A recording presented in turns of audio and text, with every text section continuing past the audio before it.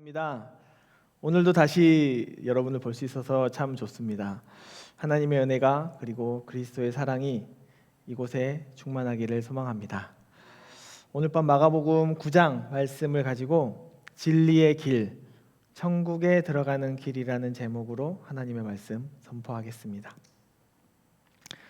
여러분, 제가 저번 주에 여러분에게 질문했던 것들이 있습니다. 여러분에게 도전을 던진 질문이었는데 혹시 기억나시나요? 네, 다 기억나실 거라고 믿습니다. 네, 너는 나를 누구라 하느냐라고 이렇게 질문을 했었습니다. 너는 나를 누구라 하느냐? 네, 그렇죠. 예수님은 걸어가는 길 중간에서 제자들에게 물으셨습니다. 하지만 저는 여러분에게 지난주 이 시간 늦지막한 밤에 이 조용하고 한적한 이 교회당에서 예수님을 대신해서 이 질문을 여러분에게 던졌습니다. 다들 예수님께 그 대답을 잘 하셨나요? 그리고 여러분의 대답대로, 여러분의 고백대로 한 주간을 사셨습니까? 그렇게 사셨으리라 믿습니다. 아멘.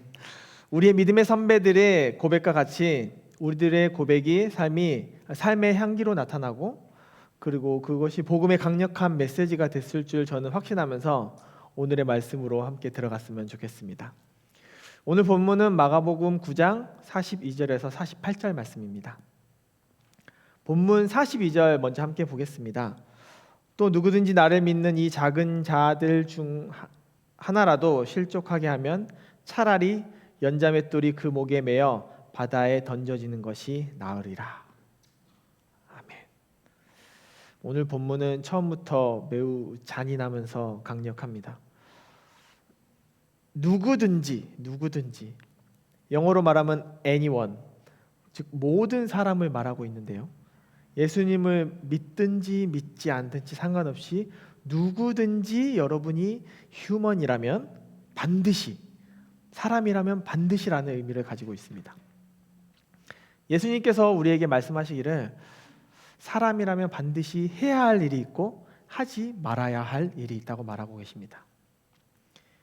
예수 그리스도를 믿는 그 작은 자들, 즉 믿음의 문제에 있어서 조금은 부족한 사람들 중에 단 한 명이라도 그들을 실족하게 할 바에야 차라리 무겁고 큰 맷돌, 그냥 이렇게 손으로 가는 이런 맷돌이 아니고요, 소나 나귀를 달아가지고 크게 이렇게 도는, 예전에 삼손 혹시 기억하시나 모르겠지만 삼손이 눈이 뽑혀가지고 돌렸던 거 있어요.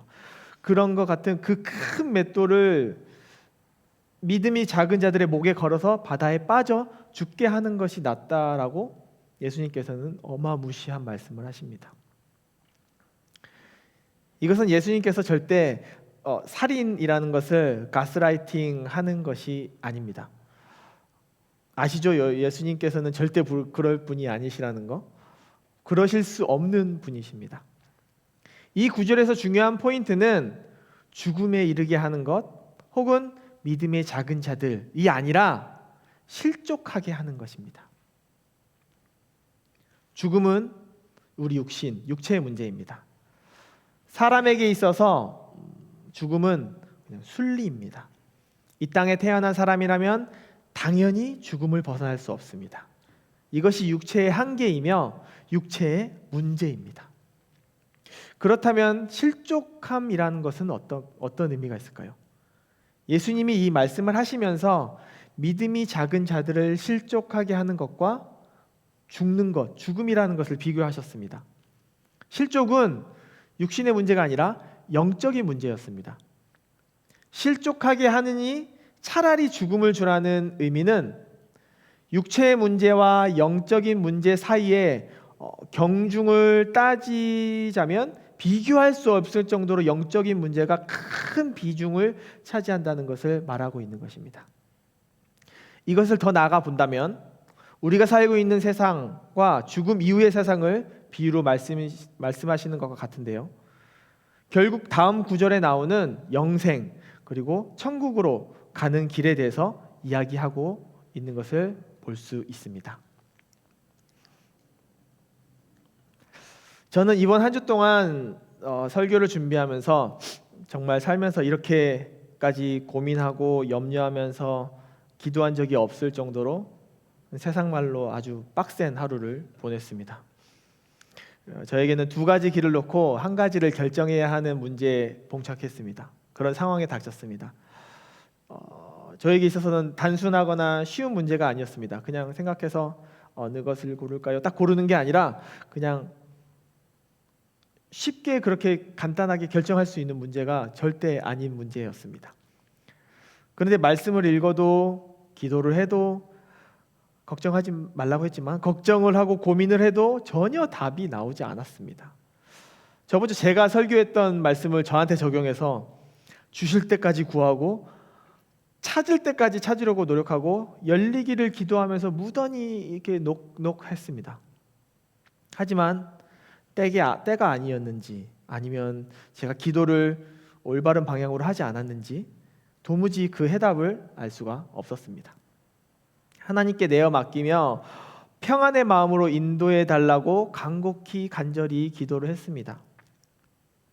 내가 가는 길이 이기적으로 나만 생각하는 길이 아닌 주님께서 예비하시고 준비하신 길로 인도해 주시기를 간절히 기도했습니다. 그러자 구름 사이에서 빛이 희미하게 새어나오는 듯이 무언가 보이고 알 것 같은 그냥 마음이 들었습니다. 확신이 아니라 그냥 마음이 들었습니다. 이 길이 하나님께서 나에게 보여주시고 가기를 원하시는 길이구나. 그래서 이 길을 생각하면 마음이 좀 더 안정되는 듯 하기에 그것을 결정하였고 그것을 골랐습니다. 그리고 그 결과는 더욱더 큰 혼란으로 제 머릿속과 제 마음속을 복잡하게 만들었습니다. 결론적으로 말하자면 잘못된 선택이었습니다. 하나님께 기도는 하면서 말씀으로 컨펌하지 않고 마음의 안정과 평안이 오는 것을 골랐던 저의 잘못된 생각과 행동이었던 것입니다.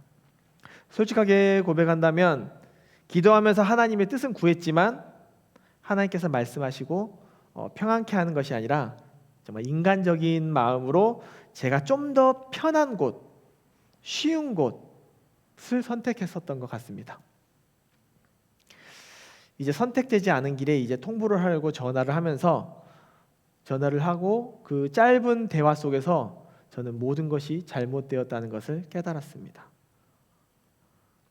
약속은요, 신뢰를 기반으로 시작해서 그 신뢰를 통해 믿음을 주어야 하는 것입니다. 하나님과의 약속도 너무너무 중요하지만 하나님이 창조하신 사람과의 약속도 그것 못지않게 중요하다는 것을 새삼 깨닫게 하셨습니다.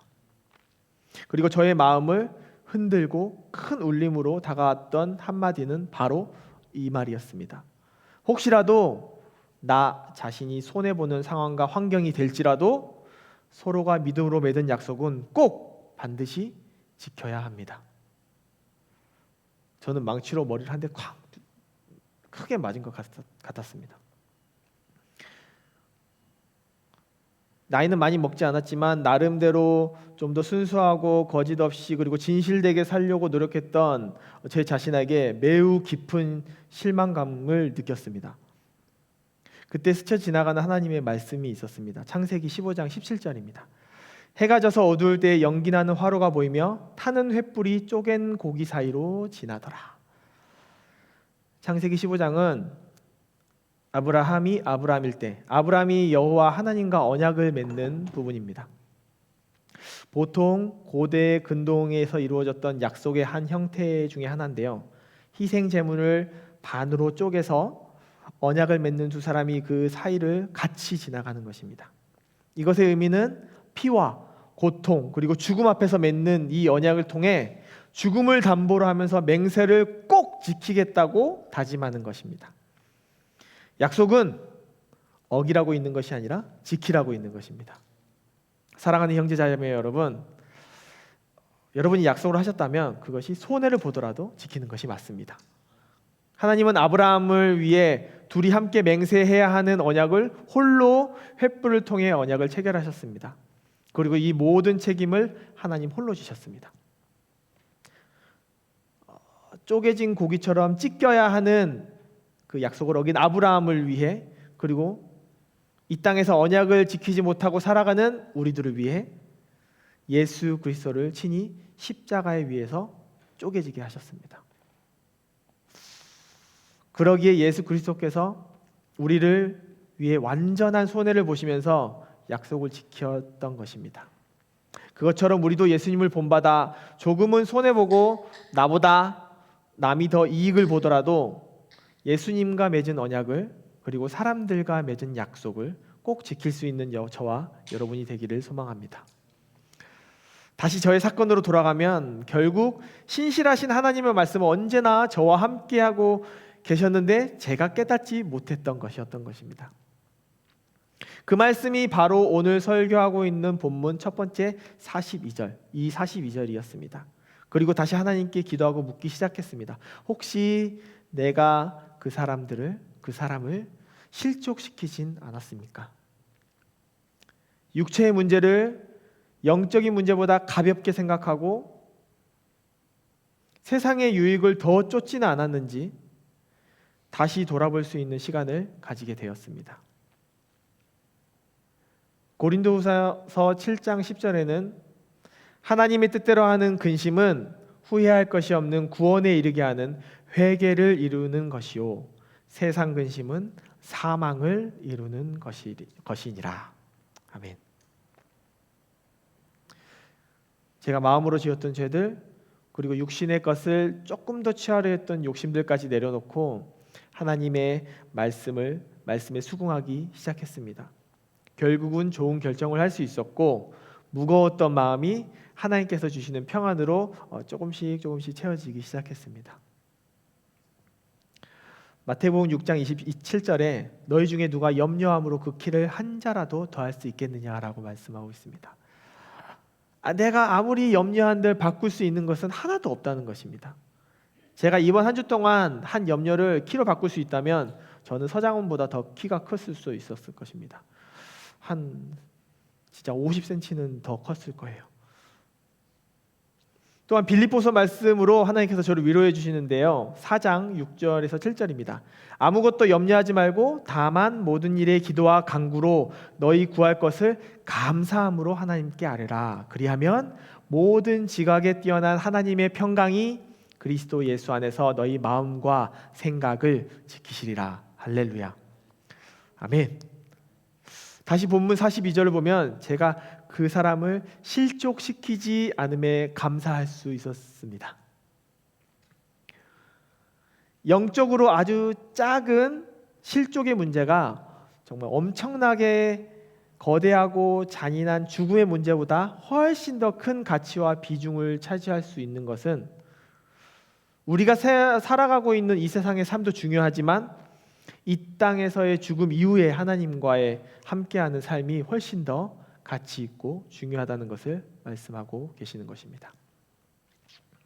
우리가 저번 주에 읽었던 말씀 중에 본문 중에 마가복음 8장 36절에서 37절 말씀이 있습니다.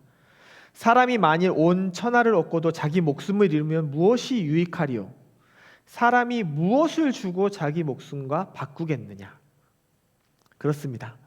우리의 목숨은, 우리의 생명은 이 세상을 살아가면서 그 어떤 것보다도 중요합니다. 살아있어야 무언가를 할 수 있기 때문입니다.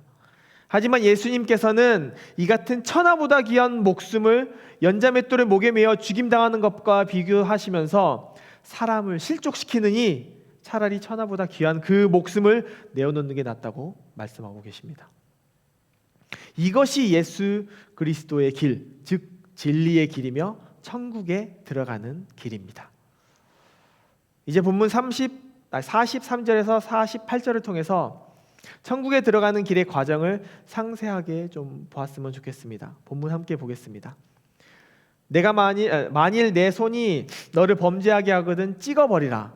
장애인으로 영생에 들어가는 것이 두 손을 가지고 지옥 곧 꺼지지 않는 불에 들어가는 것보다 나으니라. 만일 내 발이 너를 범죄하게 하거든 찍어버리라. 다리 저는 자로 영생에 들어가는 것이 두 발을 가지고 지옥에 던져지는 것보다 나으니라. 만일 내 눈이 너를 범죄하게 하거든 빼버리라. 한 눈으로 하나님의 나라에 들어가는 것이 두 눈을 가지고 지옥에 던져지는 것보다 나으니라. 거기에는 구더기도 죽지 않고 불도 꺼지지 아니하느니라. 어떻습니까, 여러분? 43절에서 48절을 읽으면서 혹시 머릿속으로 상상하면서 들으신 분 있으십니까? 하나님의 말씀은 살아 있습니다. 그냥 단순히 책에 적힌 그냥 글이 아닙니다. 우리가 성경을 읽을 때 그냥 글씨를 읽는 것이 아니라 적어도 2000년 전, 많으면 수천 년 전에 살았던 그 당시 사람들만을 위한 글이 아니라 지금도 살아서 현재를 살아가는 우리들에게 말씀하고 있다는 것을 여러분 생각하시면서 주의하면서 읽을 수 있었으면 좋겠습니다. 그렇기 때문에 지금 이 말씀은 정말 아주 살벌할 정도로 무섭고 두려운 말씀일 수밖에 없습니다. 혹시 오늘 하루 죄 짓지 않고 이 자리에 오신 분 있으신가요? 아무도 없는 것 같습니다. 철저히 하나님의 말씀을 지키고 마음으로 지키고 예배를 거룩하게 정결하게 준비하심으로 이 자리에 나오신 분 있으신가요? 네. 혹시 여러분의 손이 죄를 지으신 분? 하지 말아야 할 것을 손으로 잡고 잡지 말아야 할 것을 손으로 잡으신 분은 혹시 없으신가요? 여러분의 발이 가지 말아야 할 곳에 두 발로 가고 밟지 말아야 할 곳을 밟으신 분은 혹시 없으신지요? 마지막으로 혹시 여러분의 눈이 맹인이 아닌 이상 24시간 중 자는 시간과 기도하는, 눈 감고 기도하는 시간 말고는 항상 눈을 뜨고 있습니다, 우리가. 그렇기 때문에 정말 눈이 더 범죄하기가 쉽습니다. 보면 안 되는 것을 보았거나 볼 수 없는 것을 찾아보신 분은 없으신가요? 없을 거라고 저는 믿으면서, 하지만 사람은 그렇습니다. 이 세상을 살아가면서 수많은 죄와 씨름하며 싸우며 사는 것이 우리의 인생입니다. 어떤 때는 그 죄를 쉽게 이겨나가는 날이 있는가 하면 어떤 때는 죄와 더불어서 살아가고 그 죄와 대항해서 싸우면서 살아가는 날도 있습니다. 우리의 손이, 우리의 발이, 우리의 두 눈이 죄를 짓지 않고가 중요한 포인트가 아니라 죄가 죄인 줄 알면서도 짓는 것을 결코 하나님은 묵과하지 않으신다는 것을 정말 잘 생각하시길 바랍니다. 중요한 포인트는 이러한 죄를 통해서 믿음이 좀 작은 자들을 실족시킬 수 있다는 것입니다. 그들을 실족시킴으로 인해서 어쩌면 우리는 영생에, 한마디로 하나님 나라에, 천국에 들어갈 수 없을 지경에 이를지도 모르겠습니다. 손과 발과 눈의 범죄로 인해서 영생, 즉 하나님과 영원히 사는 천국에 들어가는 특권을 놓치지 않는 여러분이 되기를 소망합니다. 천국에 들어가는 길은 예수님뿐이죠. 어릴 적 주일학교 때 배운 노래가 생각납니다. 아시는 분이 있는가 모르겠는데요. 아까 찬양을 너무 열심히 하는 바람에 제 목이 쉬었는데요. 그래도 한번 불러볼게요. 천국에 들어가는 길은 예수님뿐이지요. 황금집으로 가는 길도 예수님뿐이지요. 다른 길은 없어요. 아멘. 천국에 들어가는 길은 예수님뿐이지요. 아멘. 정말 여러분, 천국에 들어가는 길은 진리이신 예수 그리스도 오직 그분을 통하지 않고서는 가는 방법이 없습니다. 오늘 본문은 영생의 하늘나라에, 즉 천국에 들어가려면 범죄한 손을 잘라버리고 범죄한 발도 잘라버리고 범죄한 눈을 뽑아버리고 지옥이 아닌 천국에 함께 가자고 말하고 있습니다. 오늘을 살고 있는 우리들에게 이 말씀을 어떻게 적용해야 할까요? 사실 저는 이 말씀에 빗대어 문자 그대로 이번 주를 살아야 했다면 살아남을 제 몸에 있는 것은 하나도 없었을 것입니다. 하나님은 우리들에게 말씀을 통해서 철저한 회개를 여러분에게 요구하고 계십니다. 육체의 문제와 영적인 문제에 대해서 앞서 말했듯이 육체의 범죄를 통해서 영적으로 완전한 회개를 이루고 다시는 그 죄를 짓지 않기 위해 손을 찢고 발을 찢고 눈을 뽑아내는 심정으로 성결하게 살아가라고 여러분에게 말씀하고 있는 것입니다. 천국과 지옥은 분명히 존재합니다. 어떤 길로 어떻게 들어갈지는 여러분이 결정하셔야 합니다. 에드워드 영이라는 분은 헛된 길로 가는 빠른 경주자보다 올바른 길로 가는 절름발이가 기회가 더 많다라고 말하고 있습니다. 사랑하는 예배자 여러분, 저는 오늘 예배를 정말 마무리하려고 합니다. 마가복음 9장을 통해서 예수님의 그 이 비유로 인해서 우리가 이 땅에서 살아가야 하는 방향과 방법을 자세하고도 아주 신랄하게 알려주심에 감사하고, 아리스토텔레스가 말했던 한 가지 말이 있습니다. 실패하는 길은 여러 가지나 성공하는 길은 오직 하나다. 우리가 천국에 들어가는 길은 오직 하나밖에 없습니다. 믿음이 작은 죄를 실족시키지 않기 위해 철저히 우리들의 삶을 회개하고 우리를 위해 친히 언약을 성취하신 예수 그리스도를 믿는 믿음으로 진리이신 예수 그리스도의 길로만 따라가는 것, 다른 길은 다른 어떤 것도 없습니다. 천국에 들어가기에 성공하는 길은 오직 우리의 죄를 하나님께 철저히 회개하고 의인되게 하신 예수 그리스도뿐임을 잊지 않기를 바랍니다. 아멘. 찬양팀